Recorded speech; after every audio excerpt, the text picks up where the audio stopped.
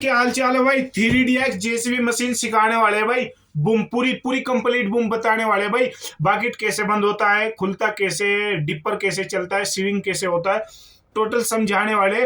बस 5 से 4 मिनट इस वीडियो में बने रहो, आपको कंप्लीट समझ में आ जाएगी। जिन्हें सीखनी है उनके लिए पहला स्टेप है भाई, ये सिंपल बात है। और जिनको बस समझनी है तो उनके लिए सीधा आसान तरीका है, ये देख लो। कभी भविष्य में काम आ जाएगी, कभी इत्तफाकन कहीं जेसीबी पे बैठना पड़ जाए तो ये आसानी से समझ में आ जाएगी। और तो भाई चाबी घुमाई, अपन स्टार्ट करते हैं भाई। पहला स्टेप है जी, ये स्टेबलाइजर का लीवर है जी।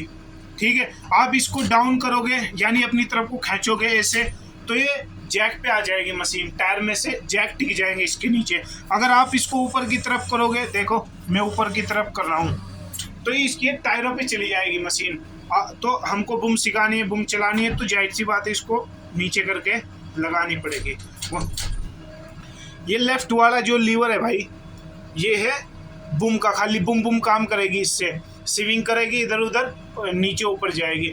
ये राइट वाला है, ये डिपर और बाकेट का है। सिंपल तरीका है। अगर आपको ये बूम डाउन करनी है तो आपको ये लीवर ऐसे करना पड़ेगा, यानी इस निशान की तरफ, इस निशान की तरफ बढ़ना है लीवर लेके।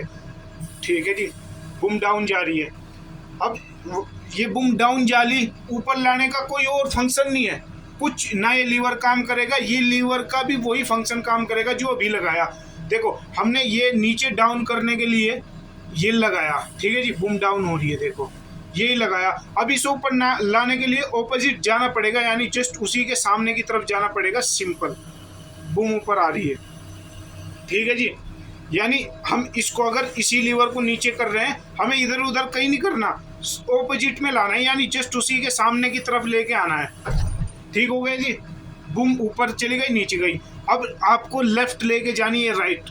अगर लेफ्ट लेके जानी है आपको तो इधर कर दीजिए। ठीक है जी, लेफ्ट की तरफ आने लगी। सेम अगर उधर दूसरी राइट की तरफ लेके जानी है, सिंपल है, उसको ऑपोजिट करना पड़ेगा, उसके सामने की तरफ लेके आना पड़ेगा।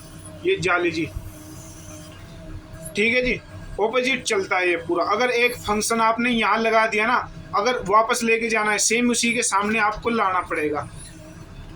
आज ये डिपर का समझा देते हैं जी थोड़ा सा। डिपर का आप समझ लीजिए।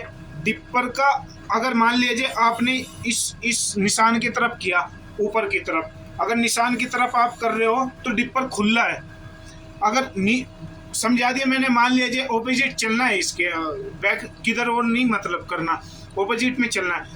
अगर मान लीजिए आपने ऐसे करा ऊपर इस निशान की तरफ, तो ये डिपर खुलेगा जी। सेम ऑपोजिट लाना है, इसके सामने बिल्कुल सेम लाना है, ऑपोजिट में। ऊपर किया जस्ट उसके पीछे पीछे बैक में लाओ। ऐसा नहीं कि यहाँ लगा दिया यहाँ लगा दिया, ऊपर किया जस्ट नीचे लाए। समझ गए जी, ऊपर नीचे। ठीक है जी, अगर आपको ये खोलना है तो इस वाले निशान की तरफ लाना है। देखो मैं ऐसे कर रहा हूँ, ये खुल गया, ऐसे कर रहा हूँ, बंद हो गया, मतलब ऑपोजिट चलता है पूरा। अगर आप एक फंक्शन के अंदर समझ लो डबल फंक्शन है इसमें, अगर आपने खोला तो उसके ऑपोजिट बंद करना है, उसके अलावा कोई दूसरा इसमें फंक्शन नहीं दिया गया। खोल दिया तो आपको बंद करना है उसी फंक्शन के अंदर, यानी उसके ऑपोजिट के अंदर।